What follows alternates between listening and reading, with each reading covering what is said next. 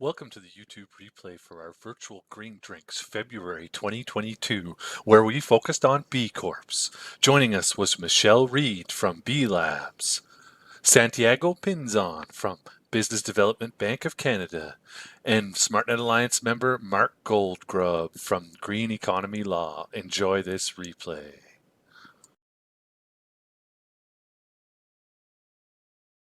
So glad you could join us.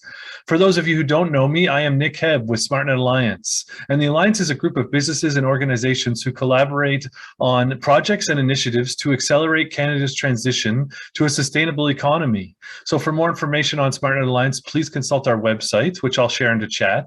And be sure to check out our membership pages as well. I'll put that into chat. It's a great spot if you are looking for members in different spaces, especially around retrofits and things like that. So for this edition, we're featuring B Corps. And B Corps began back in 2006 with the purpose of creating a different kind of economy and the idea that businesses could lead the way. What's grown out of that is a movement, is B Lab, an organization that certifies companies that meet high standards of social and environmental performance, accountability, and transparency. As we heard in trivia, B Corps exist around the globe, and there are over 300 certified B Corp businesses in Canada alone. B Lab creates standards, policies, tools, and programs that shift the behavior, culture, and structural underpinnings of capitalism. So tonight, we're going to hear from three speakers who will detail their work with B Corps. First up, we have Michelle O'Neill from B Lab North America. After that, we have Santiago Pinzon from the Business Development Bank of Canada, who we heard are the largest B Corp in Canada. And lastly, we're going to hear from SmartNet Alliance member Mark Goldgrub, who is a lawyer over at the Green Economy Law Professional Corporation. Unfortunately, one of our speakers, Stephen Hobe, will not be able to join us this evening. He does send his regards. He's a longtime green drinker, and we'll get him out for another presentation. So first up, we're going to welcome Michelle Reid. So Michelle supports the growth and nurturing of the B Corp movement in her role as the community engagement and activation lead for B Lab US-Canada, which is supported by the Business Development Bank of Canada. She creates connections by building B local communities by providing resources, certification guidance, and collective action opportunities to strengthen the B economy and communities. She's passionate about the local economy and the impact of local purchasing. She supports organizations such as Local BC, where she served as the board of directors. She's constantly striving to ensure that companies are using the best practices for their employees, the environment, and the community they reside in. So welcome in Michelle Reid from B Corp Canada-US, and we're going to get, I'm going to share her slides as we're having a bit of a technical issue, and she'll just let me know when we're going to advance. So let me do that now. Thanks so much, Nick. My slides coming up for you there? Yes, they are. Perfect. So Michelle, take it away. Thanks for joining us. Okay, great. Hopefully, Nick, you can hear me? Okay, perfect. So welcome everyone, and thanks for having me here today to speak to you. I'm going to go through a little bit about the B Corp certification. Also wanted to recognize from where I'm presenting from, I live and work on the unceded ancestral lands of the Musqueam, Squamish, and Tsleil-Waututh Nations. Today, what we call Vancouver. And I invite folks to acknowledge and honor the Indigenous communities that have stewarded the land that you live on and to add them into the chat. Next slide.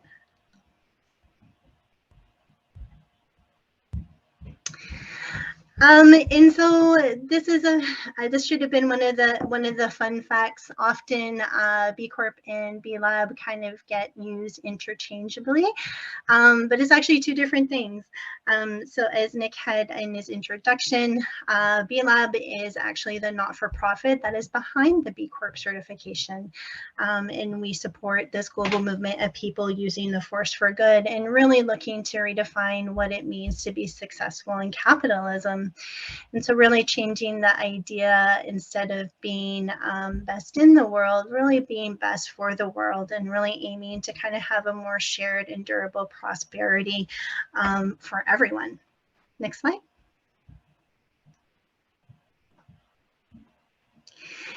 And so really, when we kind of look back to the origin stories of B Lab, one of the things that we started doing way back in 2006 is really began building some of the basic market infrastructure.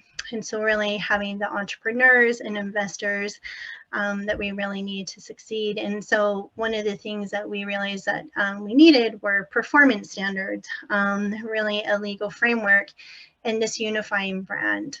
In a short time, we are at over 4,500 B Corps globally, and over 8,000 benefit corporations, and over 150,000 different users of the B Impact Assessment. And really everyone has that unified vision of using the power of business to kind of create that more shared and durable prosperity.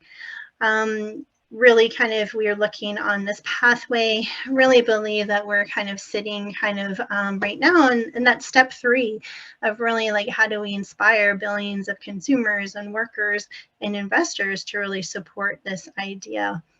Next slide. And so what is really driving all this stuff? And I just wanted to kind of take us back and just really see some changes that have really kind of been happening in order to kind of make this movement become a lot more prominent, especially over the past couple of years. So in order to do that, we're going to go a little bit back and just really looking to see how the markets themselves are changing. Next slide. So some of you, maybe all of you may know this man. We're going to go all the way back to 1970, when this man, a highly respected economist named Milton Friedman, made a statement that is really a pillar of how people have thought and really acted ever since. In a New York Times essay, he wrote that the sole social responsibility of business is to increase profits. And the definition of the purpose of the corporation has been so dominant that many people no longer even see this as an idea. They see this really as a law of nature. Poor Milton. If he were still among us, I think he'd be at pains to understand how today's markets are acting. And it's interesting, we're really in this momentous time.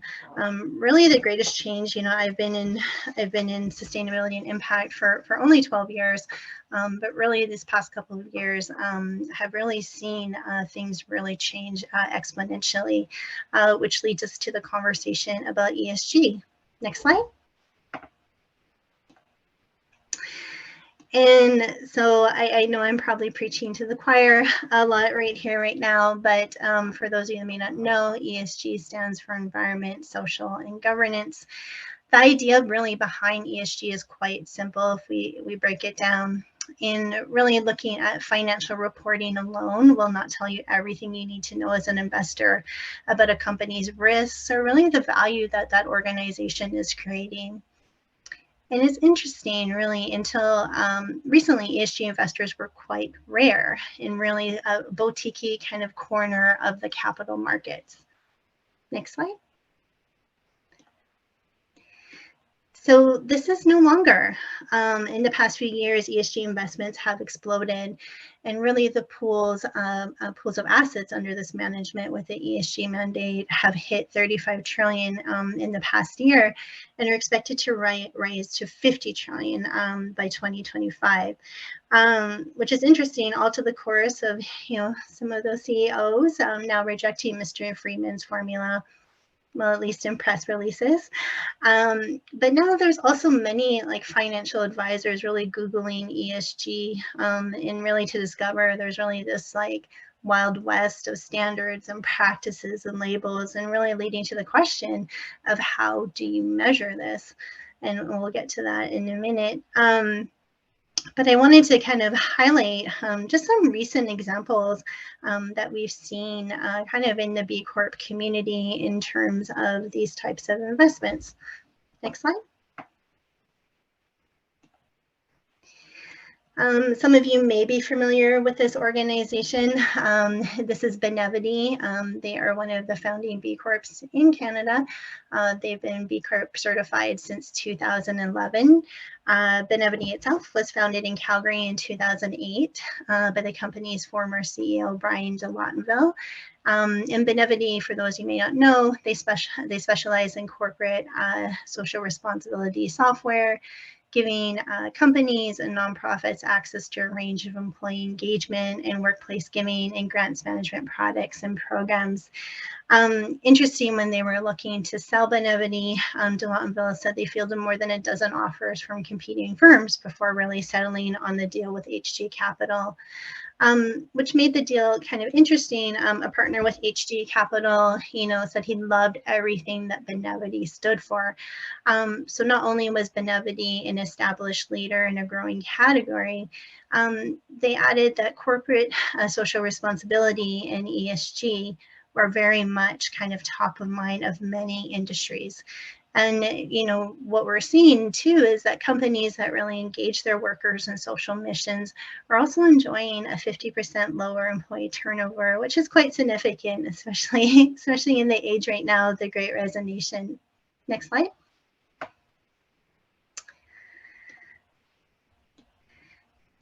So you all may or may not be familiar with Hi Mama. Hi Mama is out of the Ontario province. They've been a B Corp that's been certified since 2018. Their mission is really to empower early childhood educators and parents with affordable tools that improve educational outcomes. And childcare, center software solutions provider is what they do. Last year, they were able to secure over $70 million in funding by the Bain Capital Double Impact. And it's interesting because Bain partners with companies over three themes, really looking at health and wellness, education, and workforce development and sustainability. And so you could argue that, Hi Mama would have received that investment just based on the education component that they provide, but also having their sustainability and them actually using the B Corp assessment to measure their ESG also helps in those kind of investment and risk factors as well. Next slide.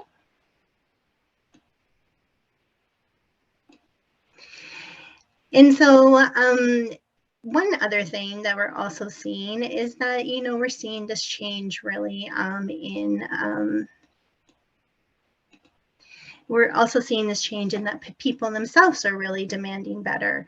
If we go to the next slide. And so it's really interesting that we've noticed probably in the past, 20 years, there's really been a logo land of certifications out there, and really maybe some confusion. And at least for consumers shopping for products and businesses shopping for services. And while, we depend on certifications to verify the practices of companies, the way that B Corp itself sets itself apart is by being the umbrella certification to really tie it all together.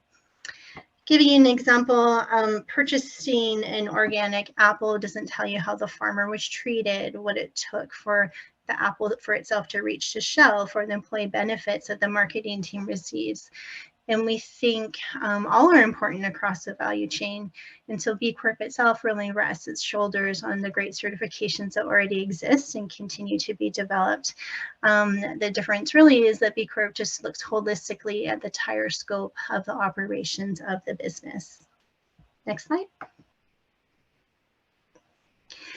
And what we're seeing with consumers, 80% are really willing to kind of pay more, but still struggle to understand and trust a brand's claims of sustainability.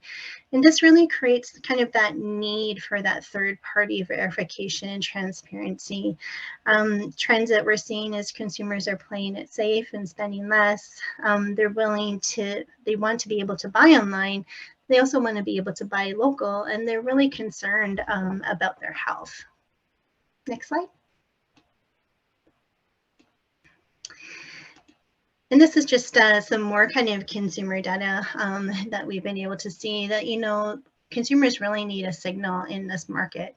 They really need to be able to have brands that they really trust and be able to make those decisions quite quickly. And it's interesting, a lot of consumers are kind of scrutinizing labels for credentials. And also, I think during this time, we've seen, some companies, depending on what their COVID-19 response was, consumers are really looking at that too. Next slide. And so I get asked this question a lot, and we'll kind of go like a tiny bit into the certification in just a few moments. But what are the benefits? Like, why does an organization become a B Corp? Next slide. And so we'll go into each of these ones just a little bit more, but these are just some of the ways or some of the benefits that companies do see in becoming part of the B Corp movement. Next slide. So the first one is really joining this global community of leaders. As we had mentioned, this is a global movement. B Lab US Canada is just one of the very many global partners all around the world that really support companies in becoming B Corps. And so we have B Corps in South America and System of Bay, in the UK and Australia, in Europe, in Taiwan. We even have a small contingent of B Corps in East Africa, and also a really growing kind of community here in Canada. Next slide. These are just some of the B Corps in the global movement. As you can see, they're across many different industries and sizes. We range from everywhere from sole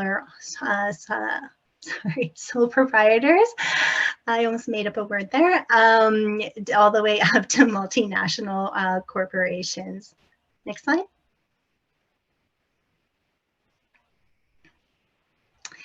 And these are some of the B Corps that are in our Canadian community. Lots of really great companies, including the BDC. I had mentioned I'm a big fan of the Corporate Knights as well. Lots of great organizations, even in Ontario. Ontario actually has the highest concentration of B Corps across Canada, and that continues to grow.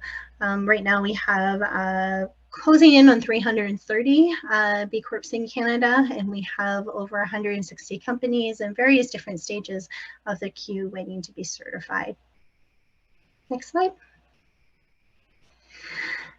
I did this slide as kind of a way to show that we do also have a bunch of sustainable partners inside the B Corp movement. These are some of like the consultants, some of the green energy companies and partners, some that reside just right in Ontario as well. Huge fan of Enviro Stewards. They do really amazing work in this space. So definitely check them out if you can. Next slide. So this is what the current Canadian kind of landscape looks like.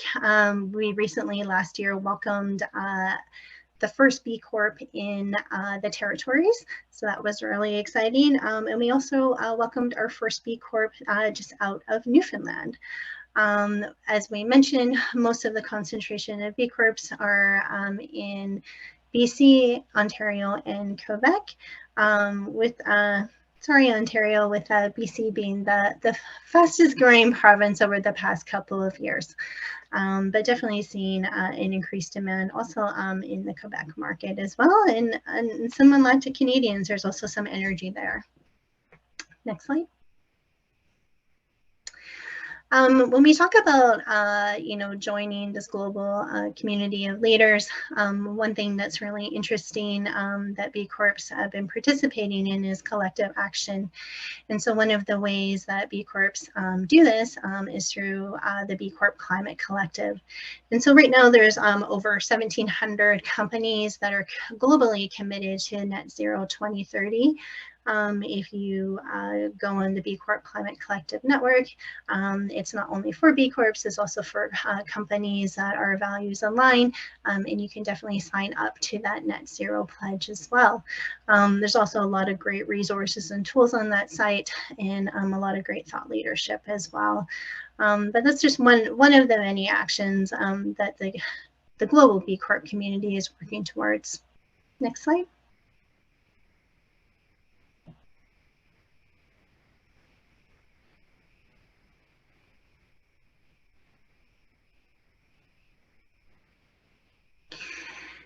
And so another reason that companies may decide to become a B Corp is really to benchmark and improve their impact.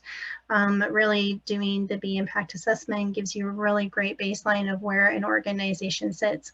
And as we mentioned, it is based on 150,000 other users. So you can really see how you mark or how you stack up next to the others in a similar industry and size. It's also a great opportunity to kind of track your performance over time and really kind of set those goals for improvement. Next slide.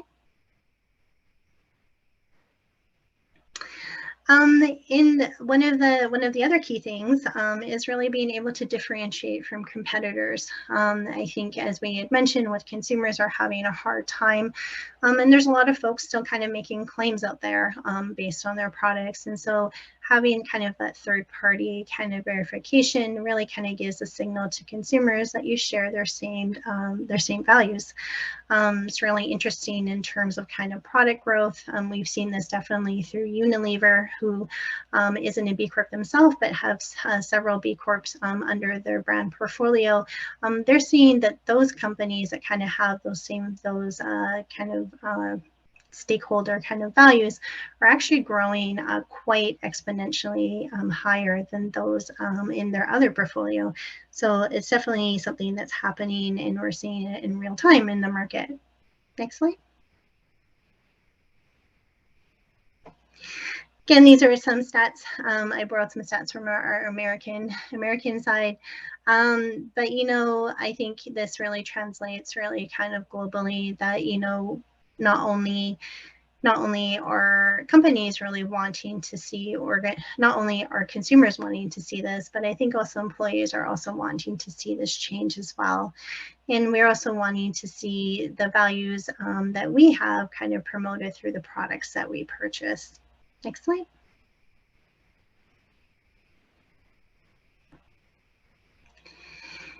And so it was interesting. There were some stats that we kind of came out of. It's interesting that the second most notable B Corp brand in the world said that 41% of their shoppers are familiar with the B Corp certification. And so I think, we're seeing definitely companies in the movement promoting this in a lot of different ways and really using that as kind of a competitive advantage when they're looking at their consumers. It's interesting too. I think I was really excited when I saw Danone Canada finally put the B Corp logo on their products. I think it's exciting to see that in I call it in the everyday grocery store and not those specialty stores. And I think once consumers start to get more familiar with that brand, we're only going to see that increase. Next slide.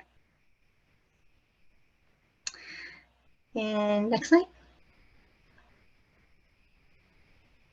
And I think one thing that's also been interesting in terms of increase in media coverage as well, and that's what we've really seen in the past 2 years, is there's really been this exponential kind of increase in media really around B Corps, or really around this whole concept of having companies that are really doing business really for a force for good.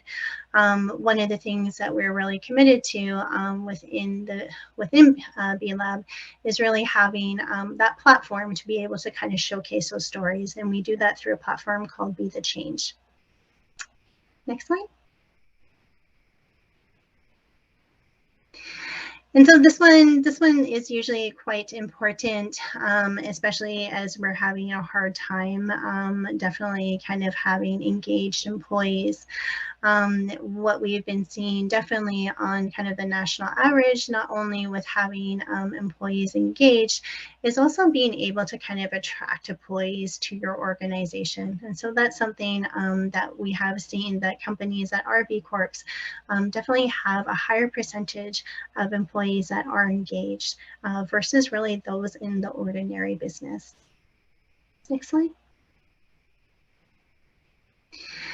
And probably one of the last benefits, and Nick, I'm able to stay a little bit longer, so don't worry about the time, is we're really able to kind of protect our mission. And so one of the ways that we're able to do this, and I'll answer your question, Andrea. B Corp is actually not just for small businesses. B Corps are actually for businesses really of all size.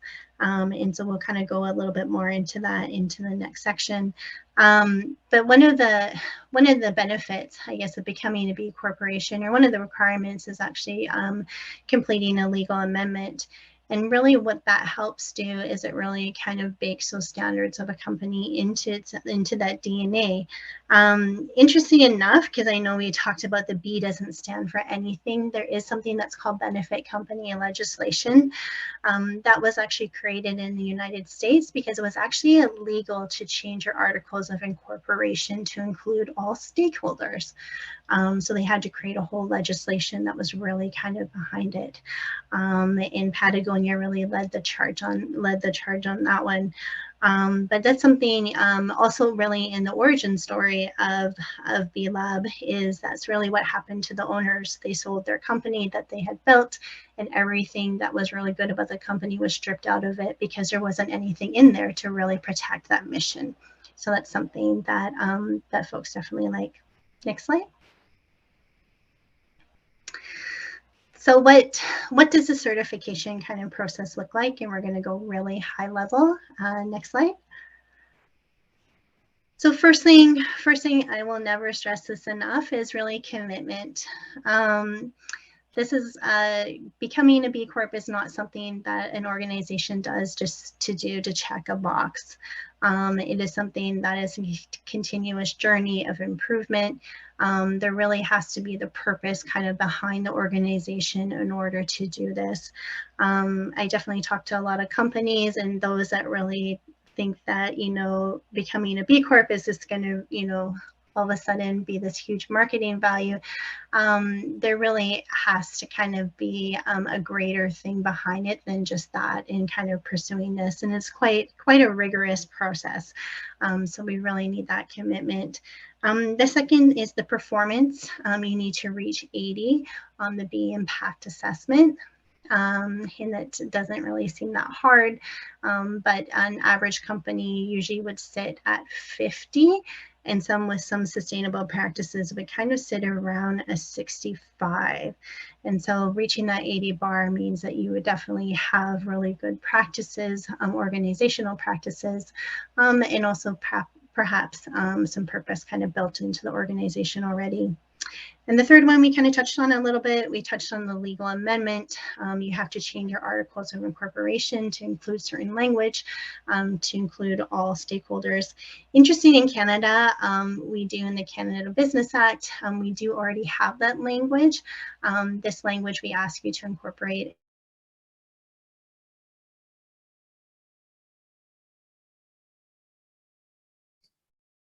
Oh, might have lost you there for a sec there, Michelle. Be able to come back there.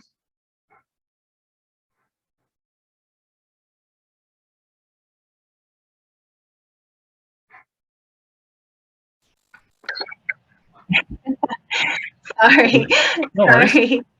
I thought good. I was like, did I lose you or did you lose me? Yeah, for sure.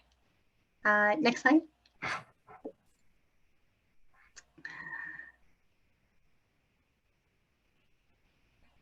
Then you might need to click into it. Yeah. So just a couple of things just about the B impact assessment that I wanted everyone to know. It's available to all entrepreneurs. The tool itself is free and confidential. There's only really an option for paying when you actually pursue B Corp certification, but it is something that you can use within your organization. It's also benchmarked against 150,000 other users, which we had mentioned.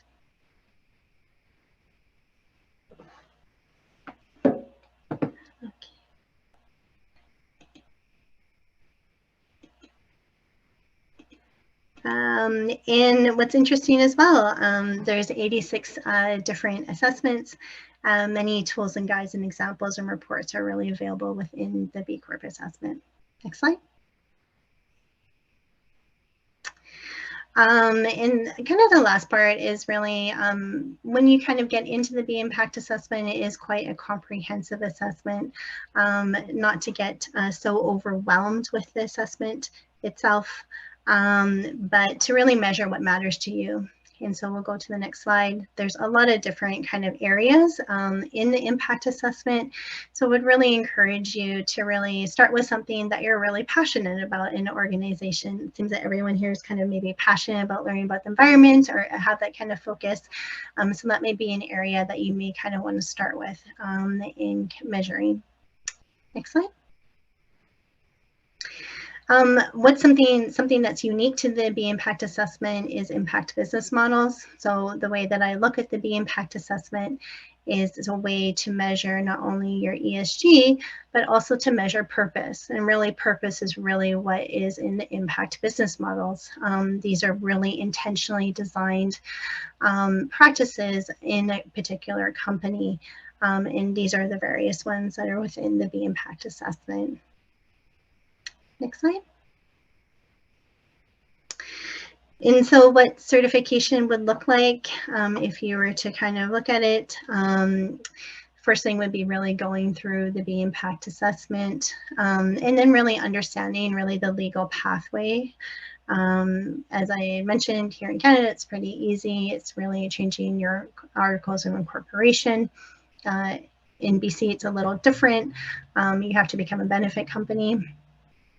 Really kind of understanding in the organization, really getting that team and leadership buy-in. And then if you have that, really kind of submitting and going through the verification process. And then hopefully at the end, you finalize your certification and you sign the B Corp agreement in the Declaration of Independence. Next slide. So what I just wanted to leave you with, and Nick, you can feel free to share these slides with folks, is that, you know, there are some additional resources that are available for folks. We do have several different B Corp 101 type of webinars that are actually run through the BDC. There's also certification readiness resources and lots of great resources that are on the B Lab US Canada site. And for those that are interested in kind of going in further, we also have a getting to 80 program, which really takes companies really through kind of a cohort style through the B impact assessment. And so those are some options if you want to dig in deeper, but really happy to answer really any questions anyone may have right now. Thanks so much, Michelle. Great presentation. Really appreciate that. Some fabulous slides there. Nice to hear. Nice to see some of those companies out there, and to hear you know, about their impact and their journey. And really interesting to hear about the folks who started B Corp and their kind of journey as well. Nice to get some of those background things. I know we had Andrea who was wondering, what is the best approach to search for B Corps by sort of country or province? Is it that B Lab site? I know that it's pretty good, pretty searchable. Where are folks, if they're wanting to search like by province or by country, where's the best spot for folks to? Yeah, for sure. Just on the, they just recently changed the site. So just on the USCA bcorporation.net website is really a great resource. It was the global team changed it, and I don't think they realized the significance that we have of provinces or even states. So unfortunately, you can't search right now. You can search by Canada kind of in general, but that probably would be the best resource if you're just looking to see who's in the vicinity. Yeah, and I'm just sharing that directory there into chat for folks as well. So that's a great directory. I know I was browsing for kind of days just going, wow, you know, even in a couple of years, it's like you guys have grown so much. I remember sort of researching maybe a year ago to do a session like this, and there wasn't that many B Corps, so it seems to be growing. I'm wondering, where is there kind of a vision in the next 5 or 10 years of B Corps? You know, is it sort of a number, or is it sort of you want this many businesses? Is there a certain impact? What's sort of the vision of B Corps, let's say in 10 years from now? Yeah, no, that's a really good question. One of the things that we've been really focusing on really in our theory of change is really kind of looking into kind of that collective action piece. And so we already have, you know, this community of kind of credible leaders, but really kind of looking on the tenements of stakeholder governance, also looking towards climate and climate justice, and also anti-racism. And so that really looks different really across the two countries, because we are very quite different.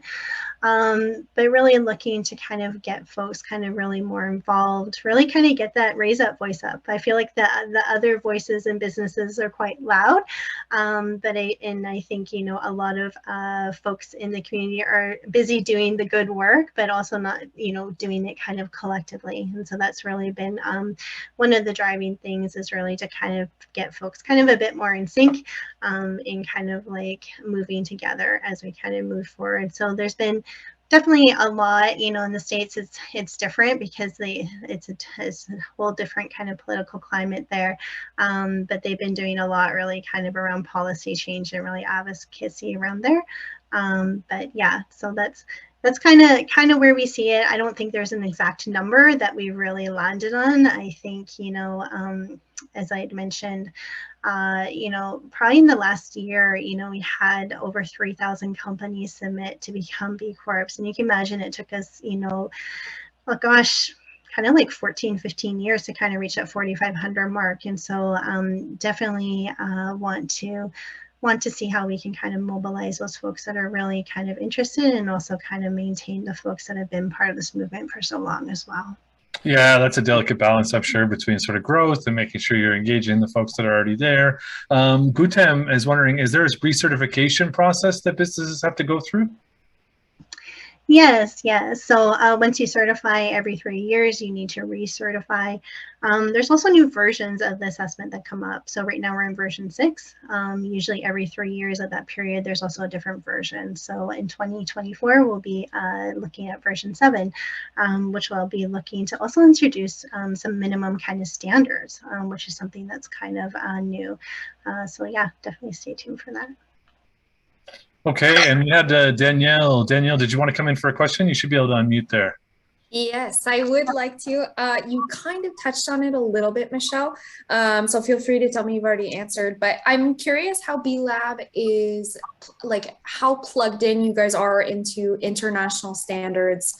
For example, in terms of environmental standards, there's the Task Force on Climate Related Financial Disclosures that they're trying to create a global unified standard of some form, so it's not piecemeal. How plugged in are you guys and gals, and like what kinds of standards are you guys pulling in to create your own B Corp standards? Yeah, that's a really good question. So with B Lab, so we mentioned that B Lab US Canada is part of the global network. So there's the whole own Standards Advisory Council. And so really that's their job, is when we create kind of like those new versions of the standards, basically what we look at all the other standards that are kind of out there, all the other updates that are kind of going in, really kind of incorporate that into the new version of the assessments. And then we also take feedback. So there's also a lot of like new and emerging kind of industries that are also happening. And it's really hard to kind of have one type of assessment, even though there's 86 different tracks to kind of incorporate that, but it's hard to have something of one size fits all. And so always taking kind of like that feedback and seeing how we can kind of incorporate that into future versions. But yeah, there's definitely their own task force that just really kind of examines that. And, you know, there is, you know, definitely some partnerships with some of the different standards in how we kind of incorporate that as well. So, Yeah, great question there, Danielle. Thanks for that. One more here in chat there, Michelle, then we'll get you off the hot seat. Blair's wondering, does accessibility and accessibility for customers factor into B Corp? So I know it's something that folks are talking about quite a bit now. Is that something that's factored into certification? What do you mean in terms of accessibility, I guess? I think Blair's sort of maybe talking about like wheelchair accessibility, making sure that folks can get into the different stores. I believe, Blair, if you want to add anything into chat there, but I believe that's probably what Blair's touching on. Is it? Okay. Okay. Yeah, I just want to make sure. Yeah, definitely. One of the things that we've been definitely building out within the different standards and even within the different communities is really that whole aspect of justice. And we call it JEDI, justice, equity, diversity, inclusion.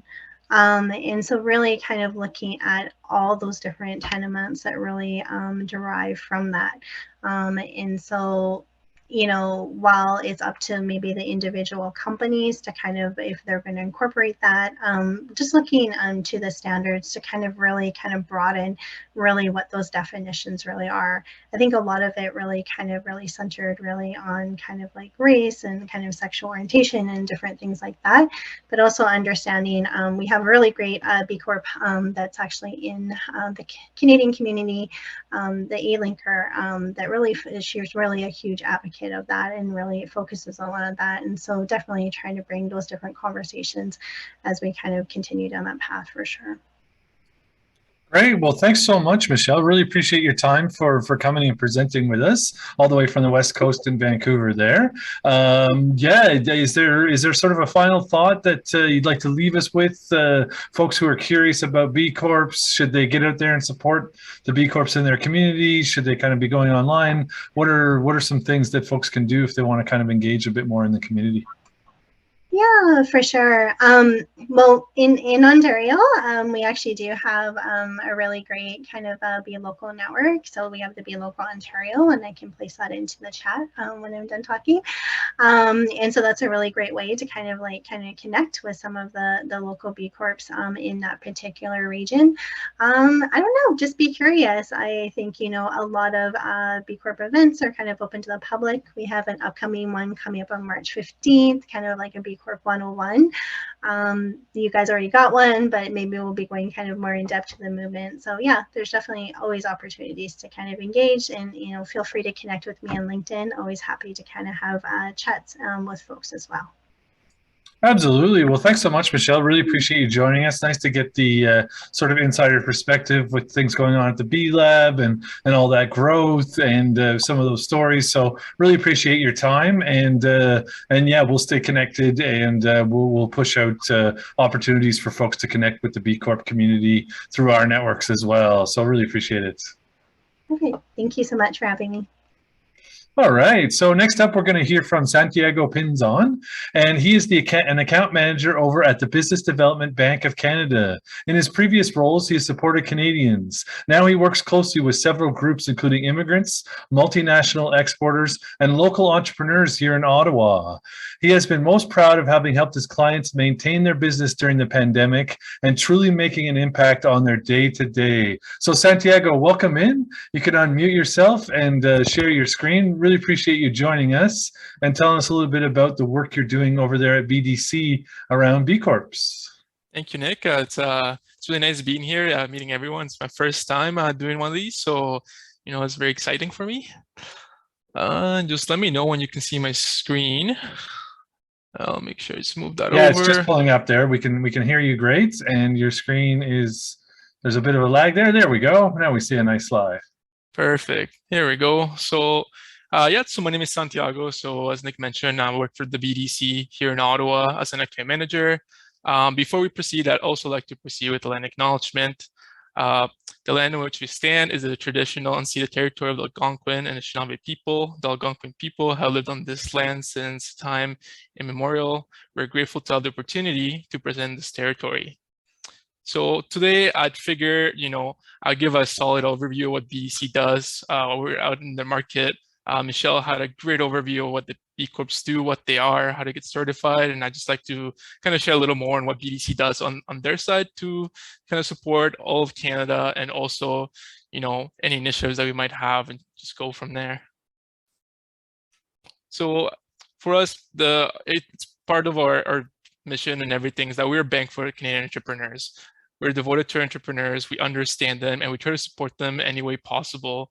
So any business, I worked with businesses that just started to businesses that have been here for 40 years. So, we treat everybody the same. We try to support everyone and just really be that business advisor that can provide you some good insight into what's out there and how you can truly get out there and really just empower people to do better and really support them any way we can.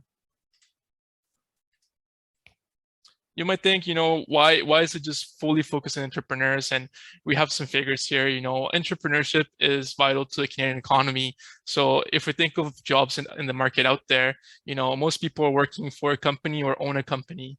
So mostly for us, support entrepreneurship is in our hearts, it's really what we're here to do.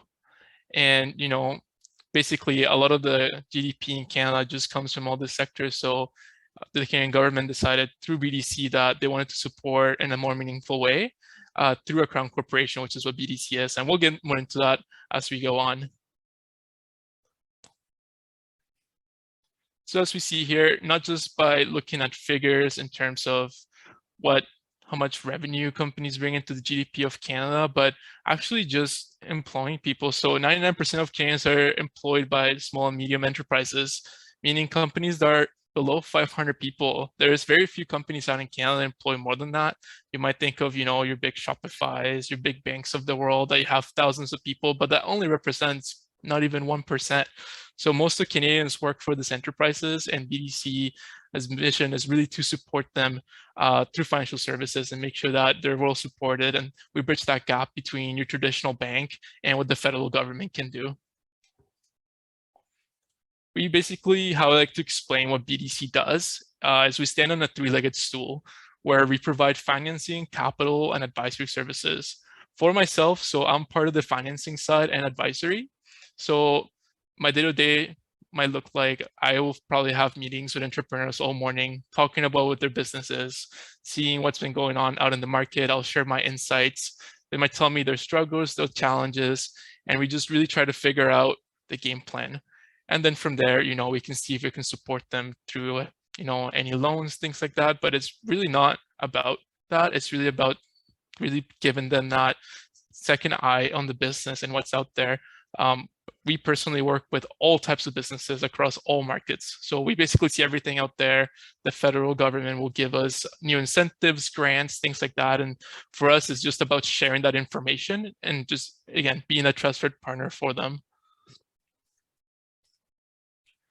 As you can see here, so I wanted to highlight really the impact that we have all across Canada. So being the largest B Corp also means that we're across all of Canada.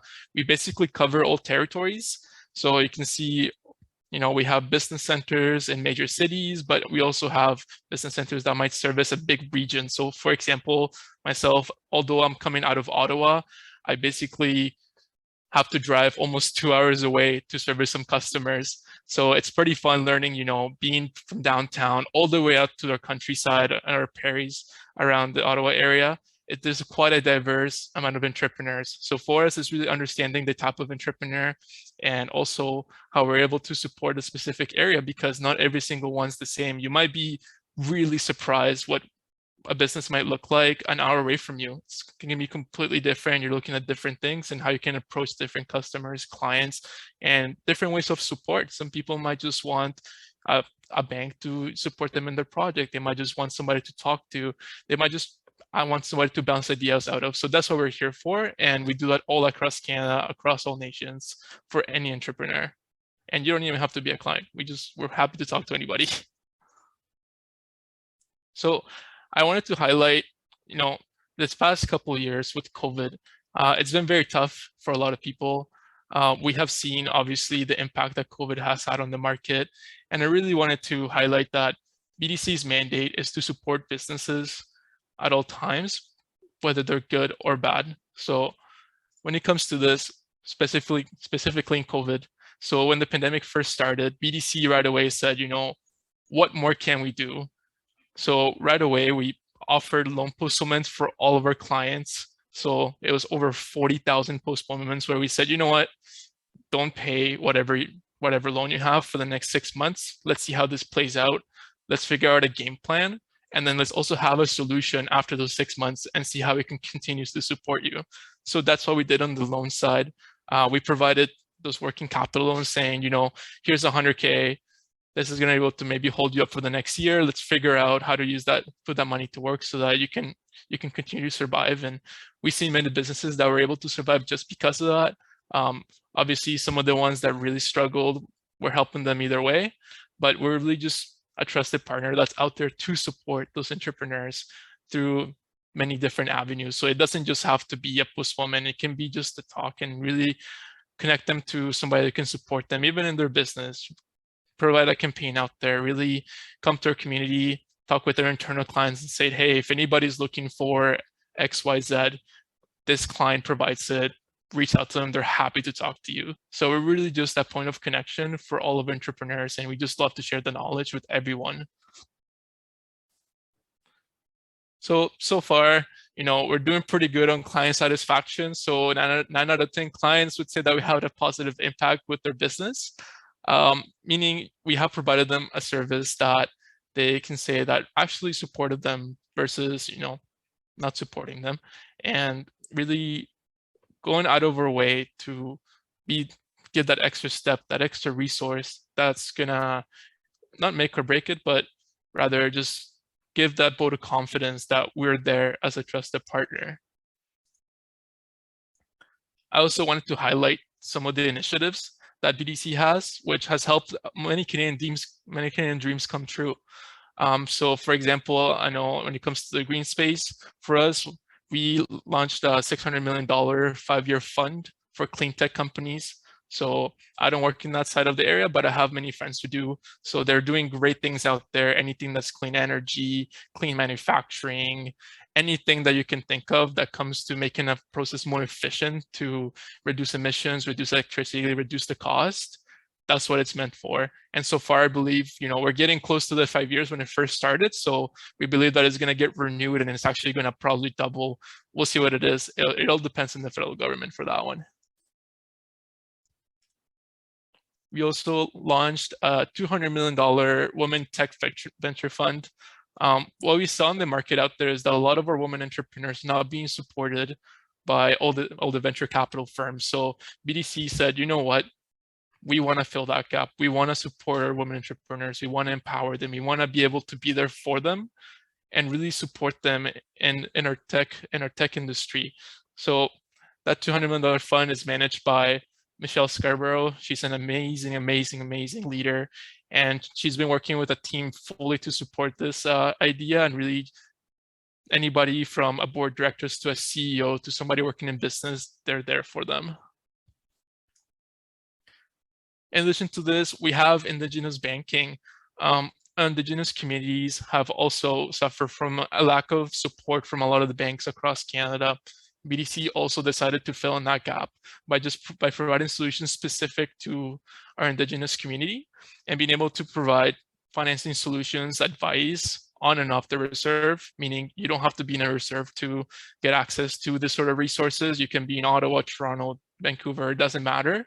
If you identify as Indigenous, you tell us, and then we take care of you, refer you to whoever is a delegate for the sort of services within the area, and then we go from there. Now, I wanted to talk about Canada was actually Canada's first B Corp bank, meaning BDC is not for profit. Oh, sorry. It's more of a business that acts in a way that benefits society as a whole, rather than focus only on profit. So obviously BDC doesn't do grants. We still do loans, things like that, but it's not meant for any purpose other than supporting the entrepreneur. Any client that I take on, whether it's through financing or anything like that, for me, it's more about seeing what's their business, how can I support them? And then if I'm able to provide something, say they want to buy a building, then, well, let's talk about it. Let's see if it makes sense, because you don't want to get into that's going to constrain you down the road. So we look ahead and we don't want to make sure that anything that we put our name in is guaranteed to have longevity and really help you out. And of course, as Michelle mentioned, this is done through the B Lab, where they certify, have the certification and verification of the B Corps. For BDC, we have what we call the Measure What Matters tool, which is a tool to basically is a free online assessment that is fully confidential, takes 20 minutes, and it'll look at your company's impact in the community, environment, within your team. It'll compare your company to thousands of companies out there and worldwide to see how you rank. Michelle talked a little bit about this as well. And then you get access to free improvement tools and case studies that will show you how the business have tackled their goal to be better out there, to provide more service to the community and really be certified. So what I wanted to do for this one, I just wanted to actually go in and show you how to get into this assessment tool.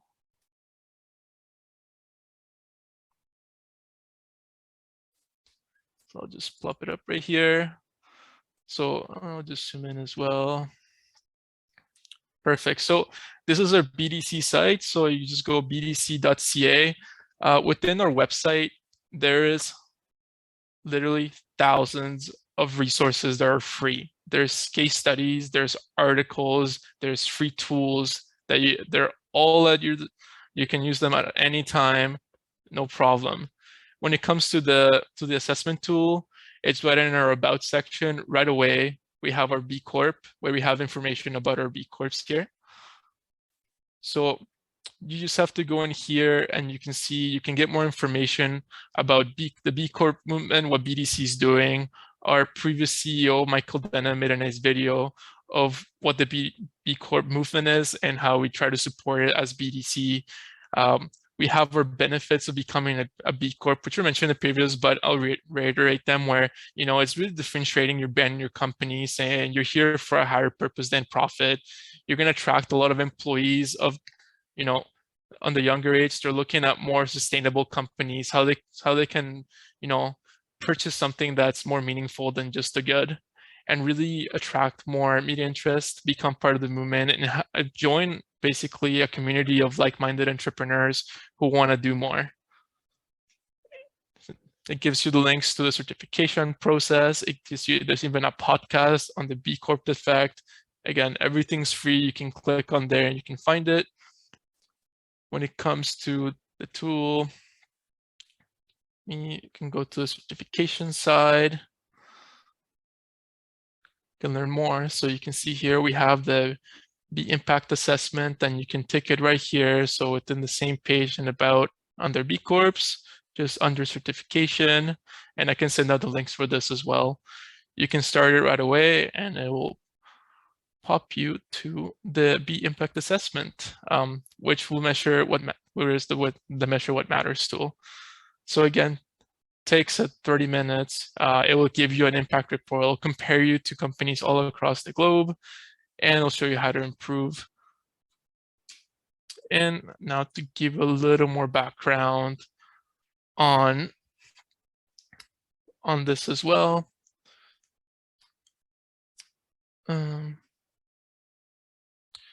So when it comes to, and I want to talk a little bit more about, before we move on, about the different benefits that this can have for you. So how is this tool relevant to a business? How can this impact tool maybe tell you a little more about your business and especially impact your bottom line? So good employee practices for us mean reduced turnover and better engagement.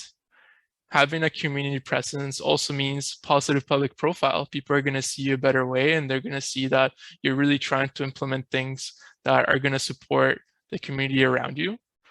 We've also seen that green practices mean reduced cost, brand engagement, and risk mitigation. And additionally, social benefit products and services means that there is more enhanced brand identity and reputation. Like I mentioned, there's free business advice on our website as well. If you go into our website, bdc.ca, You can literally search anything. In here, you can put environment.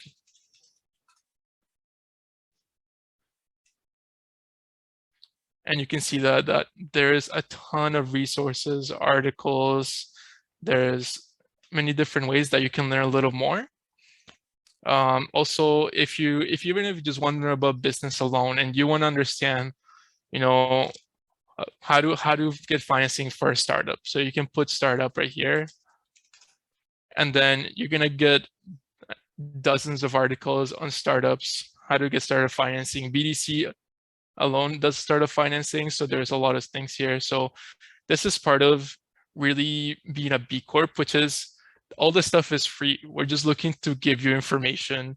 And if you come to somebody like me within your area, a BDC representative, they're more than happy to share any of these resources with you, walk you through them, and really talk about how it can better your business at the end of the day. So you can see that, like I mentioned, there's tons of visits here, thousands of articles and tools, and different various of business topics. And this is just a picture of many of our entrepreneurs that are out there. We all come from different backgrounds, but we're all one Canada, and we're all here to make our lives better. So thank you. Oh, thanks so much, Santiago. Great to see all the resources there. I know I've spent a couple hours just kind of surfing around the site. It must be difficult to work there to figure out, to try to remember where everything is, because there's so many resources there, right? Wow, that's great.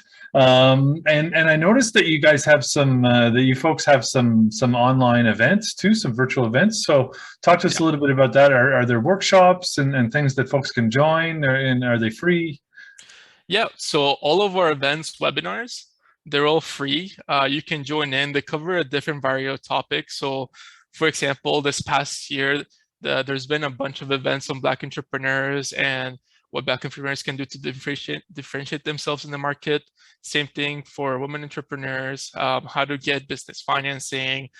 A lot of topics really cover a wide range of financial services that can support you, but also really covering what's out there. And a lot of the people who do this sort of webinars will be our VPs, who, a lot of them have been in BDC for over 20 years, so they've seen everything. So they're a great resource. You can go to these events for free. You can, just like this one, you can put questions in the chat. They're more happy to answer them. And then there's always follow-ups. You get contact information. If you want anything, you can always just reach out, and anybody will be really happy to talk to you about it. Yeah, no, that's great, especially now with the virtual world, for folks to have that spot to be able to connect. I'm wondering, what's one of the most important things that you think folks should keep in mind when they're just starting on their entrepreneurial journey? You must sort of come up with folks who are sort of, just beginning the seeds of their ideas. I'm wondering, are there sort of a list, or is there some things that you sort of say, what are the most important considerations for those folks who are starting that entrepreneurial journey? Yeah, for sure. I would say, for me, the number one thing I say is, anybody who talks to me, is don't be afraid to ask questions.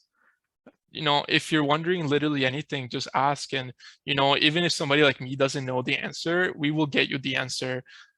Really check out the different resources that are out in your area. If you're looking for grants or anything, make sure that you just Google Grants Ottawa, Grants Vancouver. It doesn't matter. There's tons of resources out there, and there's plenty of people that are more than happy to just talk to you about them and their experience. I can tell a lot of my startups, they come from a different sector, and they're like, well, how do I get financing? It becomes a really complicated process for a lot of people because there's no history there. So then we just talk about it. So it's really, having in mind what your goal is, and then asking the questions on what's the best way that you've seen people get out there. That's great. And I really enjoyed that slide about, the sort of large percentage of small, medium SMEs, as we call them, small, medium enterprises. What are some larger considerations for some of those smaller businesses out there? And what are the ways that BDC can kind of help engage some of those smaller companies, even if you're sort of only 3 or 4 employees? Yeah, for sure. When it comes to engaging those clients, I think for us, the biggest thing A lot of people, when they come to a bank, they just think, oh, loans, financial services, that's all I can get from, say, Santiago can only do a loan for me, whatever. But it's really not just about that. And it's something that I like to advocate it for, is that we provide advice at the bottom of everything.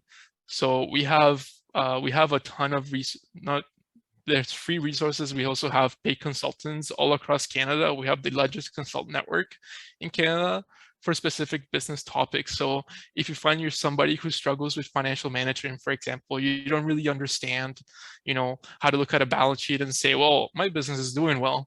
Well, let's talk about it. It's a big thing out there. And I find a lot of my entrepreneurs just don't want to say that they don't know. A lot of entrepreneurs are good at their trade. So I have a lot of trade men and women who are really good at what they do, say in construction, but they don't really know so much about marketing.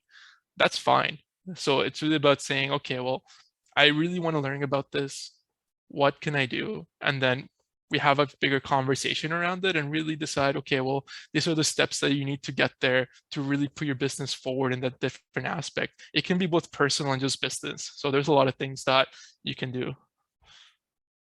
Yeah, no, that's great. Lots of resources, and it's great to be out there supporting the entrepreneurial community. So well done there. I've got a question coming in from Gutam. He's wondering, does BDC offer better rates on loans to B Corps or companies engaged in the ESG model? That's a great question.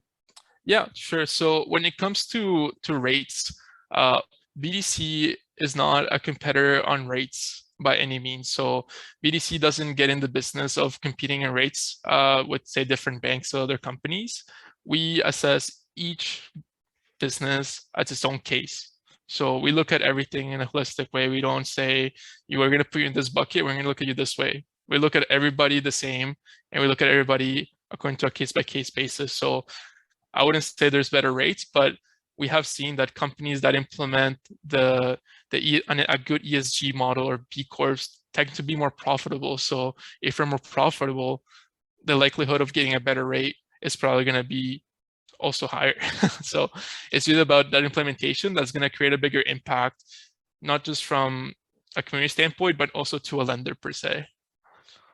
Yeah, no, it's a case-by-case scenario for sure. Well, really appreciate your time, Santiago. You've shared some great resources with us. Invite everyone to save the chat there because there's some great links in there. And yeah, really appreciate your time. It's great to hear about some of the work you're doing. And we'll have to get you in to work with some of our SmartNet Alliance members once we can sort of get into each other's offices and get out of the home offices and things like that, right? So really appreciate it, Santiago. Thanks for joining us. Yeah, no problem. Again, if you want to connect with you on LinkedIn, you have any questions, feel free. I'm happy to answer there or just in my email. I'll send you the presentation as well to share with the group. Perfect. Thanks again, Santiago. Thank you. All right, so last up, we're going to talk sort of legal ramifications of B Corps. And we've got one of our members here, Mark Goldgrub, and he is the founder and only current lawyer over at Green Economy Law Professional Corporation. Before starting the firm, Mark worked as a resident associate at the premier New York media and entertainment law firm, Grubman, Shear, Messalas and Sachs. I'm not sure if I got that completely right there, Mark, but you'll correct me. And an in-house law clerk and articling student at a large Canadian retail clothing company. Sounds a bit like a TV show or something there, Mark. You have some good stories from that. He is also a member of Citizens Climate Lobby and the cycling advocacy group Toronto Community Bikeways. So we'll have to see him out on his bike, I'm sure, quite a bit in the warmer months. He's also been a proud vegan since 2011. We're grateful to have him here. Thanks so much, Mark, one of our SmartNet Alliance members. Come on in. You've got your screen shared and talk to us a little bit about some of the legal considerations around B Corp. Sure, but I'd also like to say I'm biking now. I'm not a fair weather cyclist. I'm cycling the whole year round. So wow. You must have those fat tires. Okay, so let's get going. Let's get going with this presentation. B Corps and benefit companies. Let's get legal. Okay. So before we get into everything, this presentation is for educational purposes only and should not be construed as legal, financial, investing, or other professional advice. My name is Mark Goldgrub. I'm a lawyer at Green Economy Law Professional Corporation, which is a Toronto-based corporate, commercial, and environmental law firm for green businesses and nonprofits. I'm licensed to practice law in Ontario and New York. You can learn more about the firm at greeneconomylaw.com, and you can email me at mg@greeneconomylaw.com. What are B Corps? You already know what B Corps are. We're not going to spend any time on this. B Corps are companies certified by the nonprofit organization B Lab. They are good companies. They're certified as being socially and environmentally responsible companies. So what are benefit companies? The prior presenters have touched on this, but let me explain it a little more clearly. Benefit companies are recognized by the government, whereas B Corps are recognized by the nonprofit organization B Lab. Benefit companies are recognized by government. Benefit company requirements vary by jurisdiction. Every jurisdiction has that recognizes benefit companies has different requirements for them. But generally speaking, benefit companies are required to publish a report showing social and or environmental contribution, and that report has to be measured against a third-party standard. The third-party standard typically used is the B Lab Impact Assessment Standard. So you're not audited if you're a benefit company. You don't have to hit any specific number of points, but you have to show that you've tried, and you can't just put out a bunch of stuff saying, we're really good, we did X, Y, Z. It has to be measured against something. Where eligible, B Corps must elect to become benefit companies. So if you are in a jurisdiction that does not recognize benefit companies, like Ontario, you do not have to become a benefit company just because you're a B Corp. But if you are in a jurisdiction that recognizes B Corp benefit companies like British Columbia, for example, then if you get B Corp certified, you will have to become a benefit company at some point. And there will be a timeline. 37 US states, the District of Columbia, Puerto Rico, Italy, France, and British Columbia have all passed benefit company legislation. Benefit companies are not always called benefit companies, but they always look like benefit companies. And usually it's something, the name is something along the lines of benefit company. So let's talk about the legal context and history of B Corps and benefit companies. This guy is J. Cohen Gilbert. He and Bart Houlihan, as well as Andrew Cassoy, started B Lab in 2006. I believe Michelle's slide said 2007. So somewhere around 2006, 2007. My sources said 2006. Gilbert had the idea to start an organization that would allow companies to apply for a designation that would publicly hold them accountable for the ways they benefited workers, communities, the environment, and customers. Certifications for businesses and products is not a new concept. It was not a new concept when B Lab began. However, in 2006 or 2007, it appears to have been a novel idea to certify businesses based on social and environmental contribution. This was an unusual idea. And part of the issue is that B Corp commitments raise a legal issue under American law. Michelle talked a little bit about Milton Friedman, and Milton Friedman's being a proponent of shareholder primacy, saying that corporations have no higher duty than to maximize shareholder profits. Milton Friedman did not invent this concept, though. This concept was already a long-standing element of American corporate law. Usually when we talk about the legal duty of shareholder primacy, we are going to point to this case, Dodge versus Ford Motor Company from 1919. What happened in the case is that the Ford Motor Company had a capital surplus. Henry Ford, who's CEO of the company, wanted to reinvest the profits of the company back into the company to lower car prices and raise employee wages. The Dodge brothers, who would later start the car company Dodge, owned 10% of Ford at the time, and they owned 10% of the shares, and they wanted returns. They said, we did not invest in the Ford Motor Company out of the goodness of our hearts. We did it because we want a return on our investment. So they sued. They sued because Henry Ford said, I don't want to pay dividends right now. Right now, I would like to reinvest in the company. So they sued and they said, Henry Ford doesn't want to pay out his shareholders. He's hogging all the money and not giving shareholders anything. And that is a violation of our rights. Henry Ford said, this is my company and I'll run it how I please. the court said, the Dodge brothers have a point. When shareholders invest in a company, they are right to expect returns, and the company's highest duty is to the shareholders. It has to serve the shareholders, most of all. But we, the court, are not going to jump into management's seat and tell the company how it should be run and what it should do with its money. We are going to defer judgment to those who run the business. And as long as they appear to reasonably be acting in the best interest of the shareholders, and that could be over the long term, then we, the courts, are not going to tell the business how to run. And this became known as the business judgment rule. So out of this case, we got great precedents for both shareholder primacy as well as the business judgment rule. Now, that was an American case, but it was very important in common law in a number of common law countries, including Canada. So in the United States, if you were a B Corp and you made a commitment to social and environmental responsibility, what happened if that commitment came into conflict with the interest of shareholders in profit maximization? You would have a problem. You'd have a legal problem. So B Lab began lobbying for a legal designation that would allow companies to prioritize social and environmental responsibility along with shareholder concerns. In 2010, Maryland became the first state to allow companies to incorporate as benefit companies. And benefit companies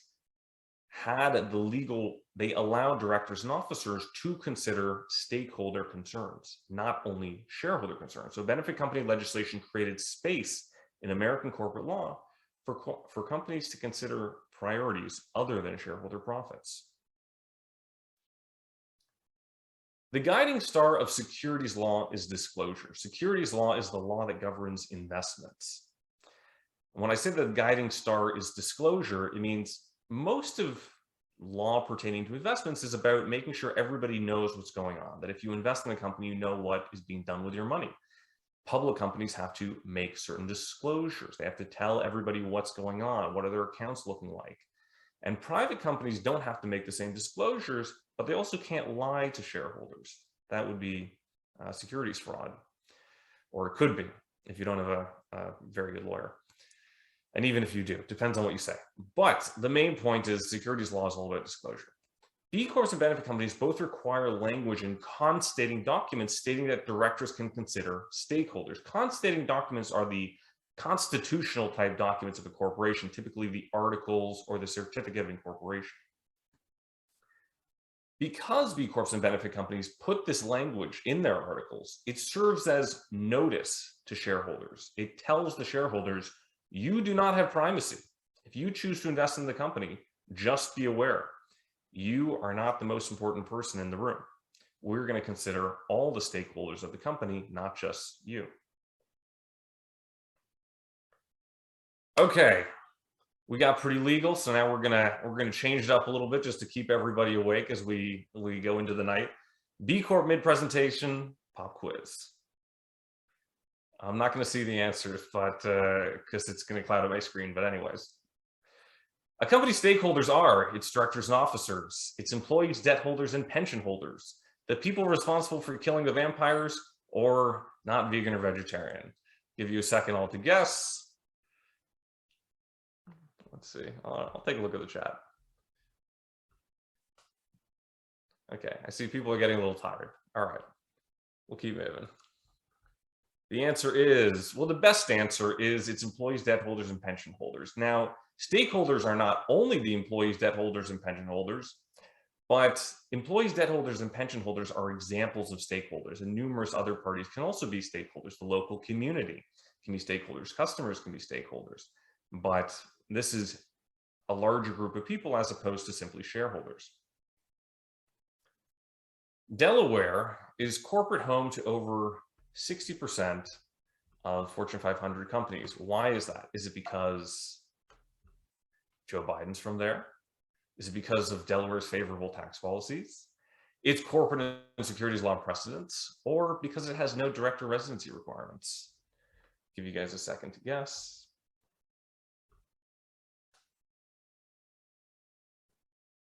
Not A. Good guess, Nick. Good guess. Somebody said B. See, all right, a couple guesses now. Maybe people waking up a bit. Okay, we'll keep going. The answer is no, it's not because Joe Biden's from there. It's because Delaware has a long history of respected corporate and securities law precedents. Tax policies can be copied, and many jurisdictions have no director requirements. Ontario no longer has director residency requirements, but Delaware has something called the Delaware Court of Chancery, which is a court that has particular expertise in corporate law matters and has a long history of case law that investors find very appealing because it helps them know what's going to happen if there are legal issues with a corporation, because Delaware has this great history of corporate case law precedents, and that is harder for other jurisdictions to copy, a lot harder than tax policy. So in Delaware, you can become a public benefit corporation. Now, Delaware is an American state, so it is the most important state, probably the most important jurisdiction in the world for corporate law. And Delaware is very proudly a shareholder primacy jurisdiction in terms of its law. But you can become a benefit company in Delaware. They call them public benefit corporations in Delaware. And you have to put this language in your certificate of incorporation. And I'll just look at the bottom paragraph. You have to write that the corporation is going to balance the stockholders' interests with the best interests of those materially affected by the corporation's conduct and the public benefit. So this is a reference to stakeholders. Canada has different laws. In a case called BC versus 1976 debenture holders from 2009. Now, BC is Bell, so you all know BC. BC was the subject of a leveraged buyout offer. Somebody was trying to buy Bell with a lot of debt. This deal was very favorable to shareholders. It was a good deal if you were a Bell shareholder, but it was not very good if you were a debt holder in a subsidiary company. And the debt holders, the 1976 debenture holders, they sued. They sued Bell because they felt that this deal was really not fair to them. So Bell said, we don't really have to care about you because you're just debt holders, and we only care about the shareholders.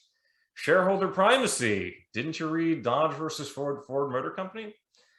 And the debt holder said, this isn't America. We don't have to go by shareholder primacy. We think that Bell should care about its stakeholders along with its shareholders, not just its shareholders. The Supreme Court of Canada said, Canada is not America. And when we are looking at the obligations of directors and officers of a company, we believe that their obligations are to the corporation itself. And we interpret that to mean not just the shareholders, but the stakeholders of the corporation. So Canada is a stakeholder primacy jurisdiction, not a shareholder primacy jurisdiction, unlike Delaware. The decision of the Supreme Court of Canada was codified into statutory law with a 2019 amendment to the Canada Business Corporations Act. So Canada's federal corporations law, and Canada has both federal and provincial corporate law, whereas in the States, it's all state corporate law. There's no federal American corporate law like we have in Canada. So in Canada, the federal government didn't change the law, which was decided by the Supreme Court interpreting the legislation. But what they did is they made it clearer to everybody by just putting it into the legislation. So you could look at the legislation and see what are the obligations, what are the duties of the company management, of the directors and officers. And you see that when acting with the best view to the interests of the corporation, directors and officers may consider, but are not even limited to, the interests of shareholders, employees, retirees and pensioners, creditors, consumers, governments, the environment, and the long-term interests of the corporation. On June 30th, 2020, BC became the first province in Canada to adopt benefit company legislation. Now, BC was based on federal corporate law. And as I just said, every province has its own corporate law. So, should we believe that because the Supreme Court of Canada interpreted the federal corporate law a certain way, they'll interpret the provincial corporate law the same way? Most people seem to think so, because the provincial corporate law is very similar in terms of its wording. And this is pretty much, from my understanding, most provinces have the wording of the legislation is very similar to the federal law. So the general consensus is that it wouldn't matter if you're a provincially incorporated corporation, your obligations would be the same as under the federal law based on the Supreme Court's interpretation of it. So this raises the question. So BC allowed everybody to incorporate as benefit companies. In the United States, there was a really good reason why you might want to become a benefit company. You would have different legal obligations. In Canada, we're already a stakeholder primacy jurisdiction. So is there any point in becoming a benefit company that allows you to consider the interests of stakeholders? And the answer is probably not. There's probably not like a real good answer to become a benefit company in Canada. Some people might want to because they can say that they're a benefit company from day one, and they might appreciate that, especially for marketing reasons. But in terms of their legal obligations, a benefit company does not have more room to consider social and environmental concerns and stakeholder concerns than a non-benefit company in Canada.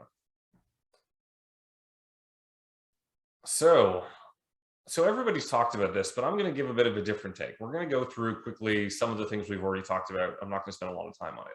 Customers, B Corp certification, benefit company status is a clear way to differentiate your company from greenwashers. B Corp is a tough certification to get.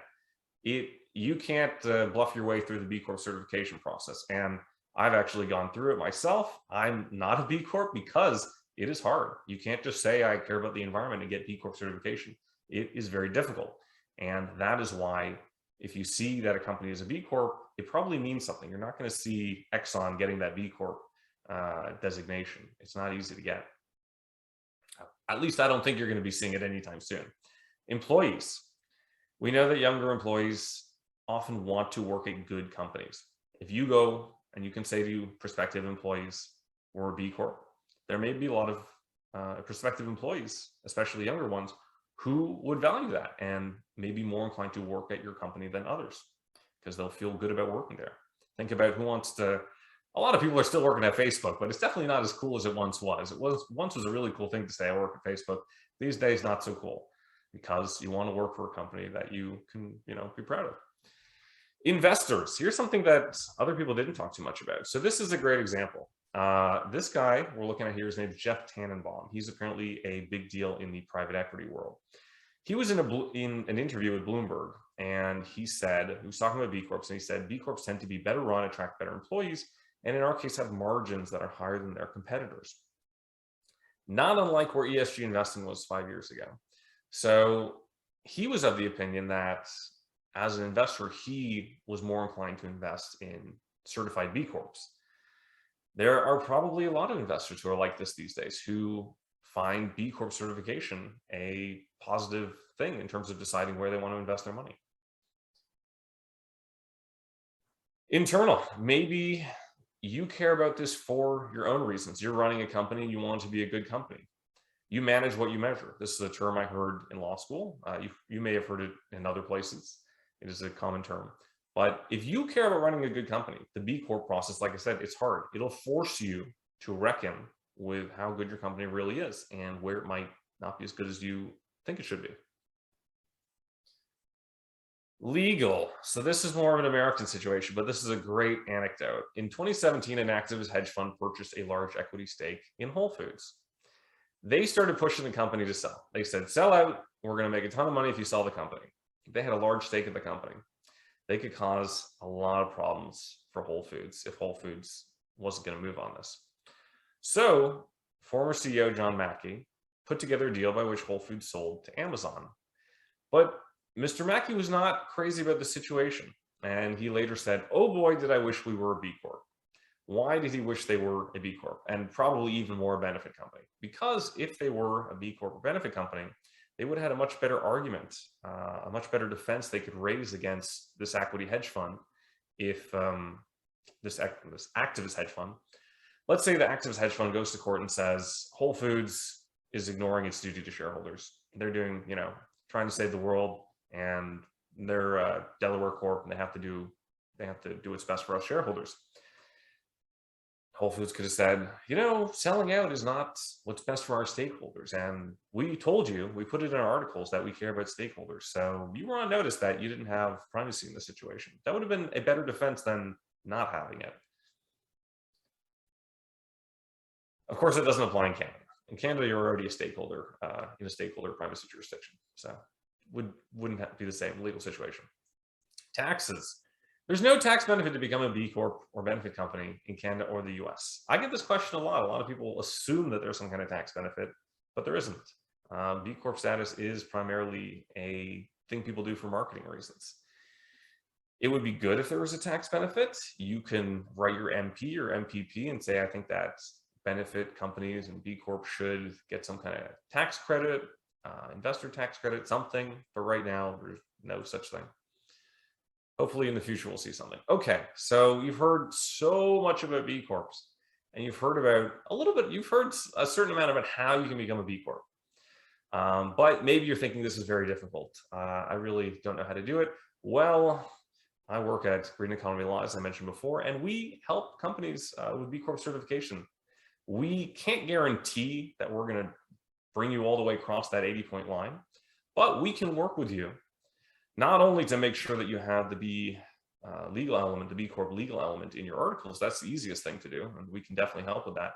But we can actually go through the policies that get rewarded in the B Lab impact assessment and work with you to integrate those policies into your bylaws. And even if you don't make it past that 80-point threshold, you can get a lot closer and you can know where you're falling short and over time work to improve. And in the meantime, you can do what I did with my firm and put your commitment on your website, tell everybody, here's our social and environmental commitment. We're trying to become a B Corp, we're working towards it, and we're going to get there. But in the meantime, here's what we're doing to get there. Here's what we're doing on our way there. We can help you with that. Send me an email, and happy to talk about it. Also, if you're interested in learning more about this subject matter, I just released a course, an online course. It's about 90 minutes long, called Sustainable Business Investing in Crypto. We do a lot of this presentation is in that course in some form, but there's also a lot more about sustainable investing, and of course, sustainable crypto is a subject that people don't really understand very well. So I wanted to have something about that also to talk about that. From watching this video, you can actually get 25% off with the promo code SmartNet. It's only available for the first 5 people though, and it expires February 20th. So if you're interested in this course, I'd say don't sleep on it. You can go download it. You'll find it on our website in the resources webinar course section. And of course, once you sign up for it, you can watch it whenever you want through the Teachable platform. Also, 50% discount for students upon request, and that doesn't expire. If you're a student or you know other students who are interested in learning more about this, send me an email, say I'm a student, I want to watch the course, and we'll send you a code for 50% off. That's all. That's my whole spiel. Thank you for watching. If you want to learn more about Green Economy Law, you can go to our website. That's all. All right, question time. Thanks so much, Mark. That was great. Nice to hear some anecdotal kind of things around some of the different B Corps out there. I think you were able to really put a good framework for us as far as, why companies are becoming B Corp, and sort of that history, that legal history too, was very interesting. So really appreciate that presentation. We did have a few different questions in chat. Not sure if they hit on your scope, but you can take a stab. Does B Corporation certification factor in supply chain products that may or not be environmentally friendly used by the company applying for certification? So is supply chain something that B Corp looks at? It is, yes. There are questions in the B impact assessment process that do focus on supply chains and where you're getting your products from, both the products that you're selling and the products that you're using if you are a company that sells products. And actually, you might be in a better position to get B Corp certified because you can get those points, whereas if you're not selling products and you don't have a supply chain, those are points that are not accessible to you. That's great. And Andrea is wondering, is there a B Corp equivalent for governments? No, there isn't. Not yet, but that could be interesting. And I'm kind of wondering, so where were you said you went for B Corp certification for the Green Economy Law. Where did you find that you were sort of lacking or needed to sort of work on? What were some of the areas that you were highlighting there? I think employees was a hard one, and it's actually very hard for a lot of small businesses because there are a lot of points on employees. And my firm is me and a law clerk, and my law clerk is working as an independent contractor. So I couldn't get any of those employee points. And you also, if you're the B Corp certification is a lot more friendly to large companies, that especially if you have a little bit of extra cash to spend on some perks for employees. There are a lot of points there to get. So that was a really difficult thing for me, and I think it's difficult for a lot of small businesses. Yeah, absolutely. I'm just going to put your link to your website into chat there, so folks can kind of surf around. You said you've got all your courses in there, and they can kind of surf around and see what's on there. You've got your blog and a lot of the pricing and resources. So that's great. Really appreciate you coming on, and I definitely appreciate your personal push towards getting yourself B Corp as well. Any last thoughts you want to share with the audience around B Corps? I just threw a link in the chat. This is actually the most popular page on my website, where I talk about, just explain B Corp benefit companies and ESG, go through those all very quickly so everybody, and social enterprises, so people have a good understanding. There's also links to the course on that page, as well as a link to a report that we wrote about B Corps recently. But now, if you've watched this whole presentation, hopefully you know everything that's in that report. But maybe if you want to share it with other people, you can say, here's this report, I saw this guy speak, here's what he wrote. So that's all. That's my spiel. Yeah, well, thanks so much, Mark. I think it was a great presentation. Really helped me to get a bit more of a context. Like I said, loved some of the anecdotal stuff, the Ford, the Dodge, and all that kind of thing. So that's great. Want to really appreciate your time. Invite folks to head over to your website to support you and take a look at what's on offer. You've got some great courses for independent learning, so that's great. Also want to thanks so much to Michelle, who had to drop off. Santiago as well. Thank you so much to you for joining and showing us what's going on at BDC and how you're supporting entrepreneurs across the country. Really appreciate that. Really nice to have you on. Invite everyone to join us for our next webinar. Thanks, Santiago. Appreciate it. And we'll stay in touch with you. Once again, thanks to Mark Goldgrub over at Green Economy Law. Invite folks to support there. Inviting folks to join us at our next activities. So our next webinar we've got next week, we're going to be talking home retrofits. So we're going to get a little bit more technical for that one. And then we're back in March. You heard a little bit from the Connecting Environmental Professionals. They'll be guest hosting this one, and they'll be doing breakout rooms. So hopefully everybody can join us. Hit those links in chat. Get yourself registered. Want to thank everybody so much for fabulous green drinks. It's great to hear about how B Corps are changing the world one business at a time. And want to thank all our presenters and speakers. And thank you all for joining us, and appreciate everyone's questions into chat and engagements there. So once again, I'm Nick at SmartNet Alliance. Thanks so much for joining us for another version of Virtual Green Drinks.